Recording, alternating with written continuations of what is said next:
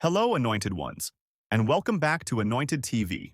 Today, we're diving into a story that has sent shockwaves through the Christian community. A recently leaked letter from the late Marcus Lamb, founder of Daystar Television Network, has surfaced, revealing his final wishes for the future of Daystar in the event of his untimely death. But that's not all. This letter has reignited a firestorm of controversy surrounding the Lamb family, leadership disputes, and allegations that have divided the ministry. Buckle up, because this is a story you won't want to miss. The letter, addressed to Daystar executive Tom Callender, was written by Marcus Lamb in 2014, shortly after the tragic plane crash that took the lives of Pastor Miles Monroe, his wife, and their associates. In it, Marcus reflects on the fragility of life and outlines his vision for Daystar's future should he and his wife, Joni, perish in a plane crash during their upcoming ministry trip to Australia and Singapore. Let's break it down. Marcus begins by referencing the tragic loss of Pastor Miles Monroe, a moment that clearly impacted him deeply. He then lays out a detailed plan for Daystar's leadership and operations. Here's what he wrote. Dear Tom, as a board member of Word of God Fellowship, Inc., Joni and I want to leave the following instructions. In light of the recent plane crash and death of Pastor Miles Monroe, his wife, and his number 2 person this past Sunday, and mine and Joni's impending ministry trip today to Australia to minister for Hillsong and then to Singapore to minister for Joseph Prince, I wanted to set forth the following direction in case something happened to Joni and me. 1. Elect the following to the board of Word of God Fellowship, Inc. and Jonathan Lamb, Rachel Lamb, Rebecca Lamb, Arnold Torres 2. Elect Jonathan Lamb as president. There needs to be a head, and he is the oldest, which is in keeping with biblical principles. 3. Within a year, cut out the table talk show and sell that airtime for the income that will help Daystar, and as a result, some of the production could be reduced. 4. Work on outsourcing some areas of Daystar, like data entry, shipping. Part of the prayer department, as there are Christian telephone prayer services, and we don't need as many as we have now full-time. There will be the added benefit of not having to build a big building, which will save on the construction costs of millions of dollars, and the ongoing costs of maintenance, insurance, utilities, and cleaning. 5. Don't go wild hiring family members, friends, etc., or current workers trying to get you to hire too many people just to make it easier on them.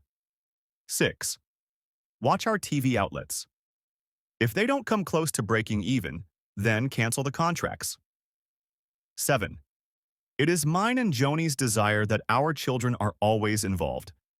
As the leadership Daystar and that they make room for each other's gifts and talents, I hope my girls will keep Lamb in their name for the audience to identify with, such as Rachel Lamb and Rebecca Lamb. And remember that family is your first ministry and more important than Daystar. I do not anticipate anything happening to Joni and me for many years to come. God is in control, and I know you guys will do a great job, and the Lamb's legacy will continue for God's glory. We will be interceding for you on the other side. Sincerely, Marcus Lamb. Marcus Lamb's instructions were clear. Jonathan Lamb, his eldest son, was to take the helm as president of Daystar. He emphasized the importance of family unity and the need for his children to work together to carry on the ministry. But here's where things get complicated. Since Marcus's passing in 2021, Jonathan Lamb has been at the center of a bitter family feud. He has accused his mother, Joni Lamb, of sidelining him from leadership and ignoring his father's wishes. Jonathan has also made shocking allegations about the handling of a sensitive family matter, further straining relationships within the Lamb family. But this leaked letter raises serious questions. If Marcus Lamb explicitly named Jonathan as his successor, why was he removed from leadership? Why were his father's wishes seemingly ignored? And what does this mean for the future of Daystar? This letter in 2014 was followed by another email on August 10, 2021, a time when Jonathan and Susie were fighting for their daughter's justice. Marcus emailed his 3 children and their spouses, as well as Daystar CFO Arnold Torres. The email outlined a succession plan should Marcus die. Jonathan said that before this time, Marcus and Joni had communicated to the whole family that Jonathan would succeed his father as Daystar president. but the email stated that Joni would replace Marcus as president instead. Jonathan said the change was punishment for accusing Pete. Marcus wrote, "To the Board of Directors of Word of God Fellowship, the leadership of Daystar, and to the Lamb family. Attention! This is an important directive from me to each of you, who are so important to me and so important to Daystar. Since I am older than Joni, and since women historically live longer than men, I will probably go to heaven before Joni. Now, I am not planning on leaving anytime soon.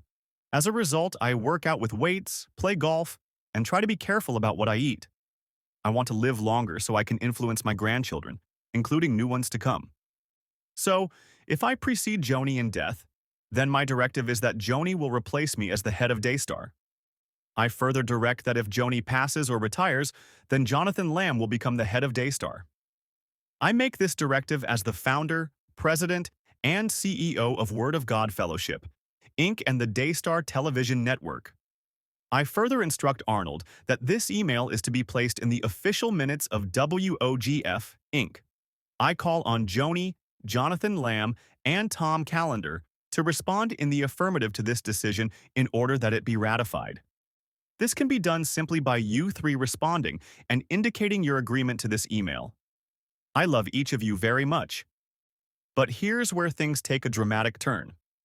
Denise Boggs, a longtime trusted friend of the Lamb family, recently came forward with shocking audio evidence. In the recording, Denise recounts a phone call she received from Marcus just 2 days before his passing. He was in the hospital, surrounded by Joni, Rachel, and Susie Lamb. Marcus asked Denise to write down his final wishes for Daystar's leadership. My name is Denise Boggs. I was a friend of the Lamb family. And I want to tell you what happened just 2 days before Marcus passed. I received a call.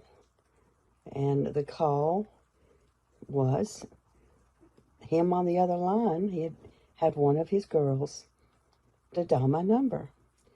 And he said, "Miss Denise, I need you to write some things down for me." I said, "Okay, Marcus, I'll be glad to." And he said, "You know, Joni and I have built Daystar, but I really believe it's time for me to say that we built it so the children could carry it on." And I said, "Okay." And he said, "Did you write that down?" I said, "Yes." And then he said, "Well, first of all, there's our son, Jonathan, and he would be the first one that needs to step in and carry things on. He's the first lamb. And then there's his wife, Susie. She took his name, Susie Lamb, and she'll be beside him to support him." I said, "Okay." And then he said, "And then there's Rachel Lamb Brown, and she will be beside him on the other side, helping him to keep everything going. And I need to make sure now you're writing it down." Yes, Marcus, I'm writing it down." And then he said, "Then there's Rebecca Lamb Weiss. And she will be like on the other side, like Aaron and her, holding up Jonathan's arms. And her husband, Jonathan Wise, will be alongside her to help her. Are you writing that down?" he said. I said, "Yes, Marcus, I'm writing it down." And so when he finished, I knew he had left someone out, but I did not say anything. And I knew that there was some deep pain because of what had happened in the family. And I knew that that's probably why he did not mention Joshua Brown. But I did not question him on that. This was his time to speak from his heart and not be controlled or manipulated in any way. And I said, "Okay, I've got it all written down." And he said, "Okay, thank you. You make sure it gets where it needs to go." I said, "Okay, I will."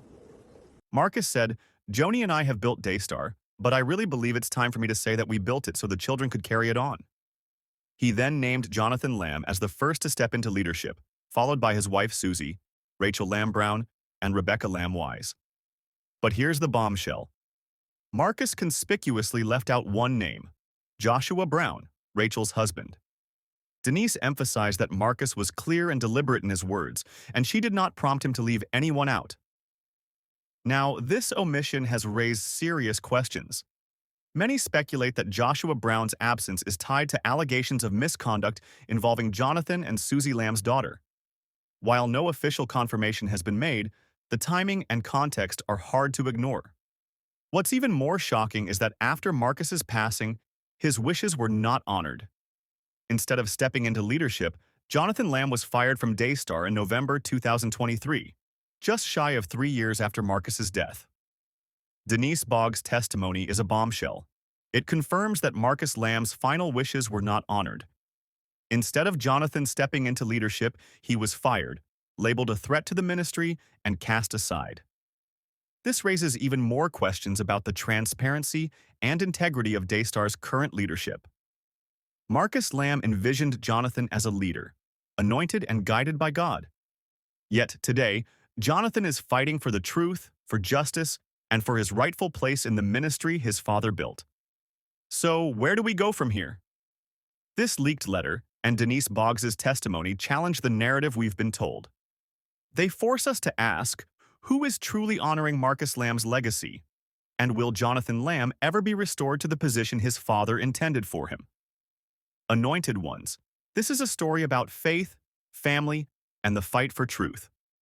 It's a reminder that even in the church, power struggles and human failings can overshadow God's will. But we serve a God of justice, and the truth will always come to light. The Lamb family and Daystar's leadership must now reckon with these revelations. The legacy of Marcus Lamb, a man who built an empire for God's glory, is at stake. What do you think about these shocking revelations? Should Jonathan Lamb be restored as president of Daystar? And will we ever see justice for the allegations at the center of this controversy? Let's continue this conversation in the comments below. Don't forget to like, share, and subscribe for more updates on this story and others like it. Stay blessed, and we'll see you next time.